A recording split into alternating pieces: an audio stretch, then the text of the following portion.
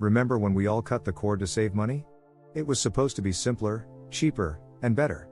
But fast forward to today, and your monthly streaming bill probably looks a lot like that old cable bill you tried to escape. Netflix is up. Disney Plus is up. Even the services with ads are getting more expensive. When you stack them all together, Netflix, Hulu, Max, and sports, you're easily pushing $100 or more every single month. So, how do we get back to square one? It's called subscription creep. A few dollars here, a price hike there, and suddenly your cheap entertainment is a major line item in your budget. But you don't have to keep paying the streaming tax.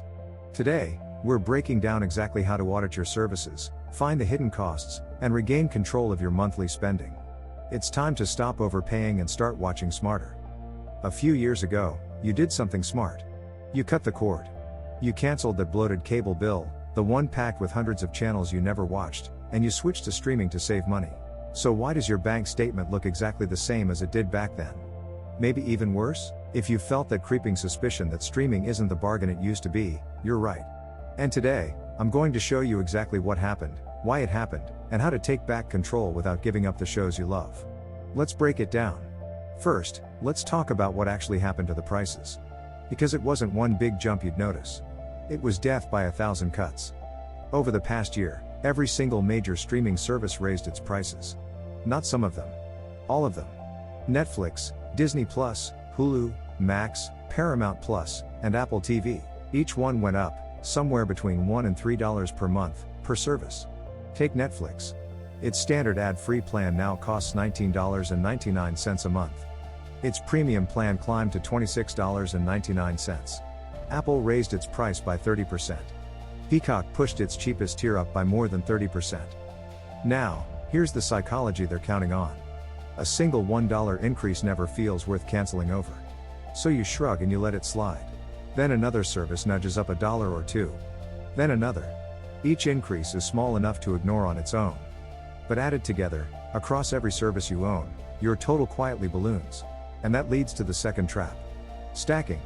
It usually starts with one service. Then you add another one for the kids. Then one for live sports. Then a free trial you forgot to cancel and are now paying for. Before you know it, you're juggling 4 or 5 subscriptions. Each one feels affordable on its own. That's the entire pitch. But stack 3 or 4 of them together, each creeping up in price every year, and you can easily end up paying as much as that cable bill you cut to save money in the first place. The savings that made you cut the cord have slowly evaporated, one small price hike at a time. So what do you actually do about it? You don't have to give up your favorite shows. You just have to be strategic. Here are 4 moves. Number 1. Do a streaming audit. List every service you pay for, then look at the last month. Which ones did you actually watch? Cancel anything you didn't open. Number 2. Rotate instead of stacking. Subscribe to one service, watch the show you want, then cancel and move to the next. There's no penalty, and you can always come back. Number 3. Use the free, ad-supported services. Platforms like Tubi and Pluto cost absolutely nothing and carry a surprising amount of content. And number 4. Check for bundles. Several services are often packaged together for less than paying for each one separately.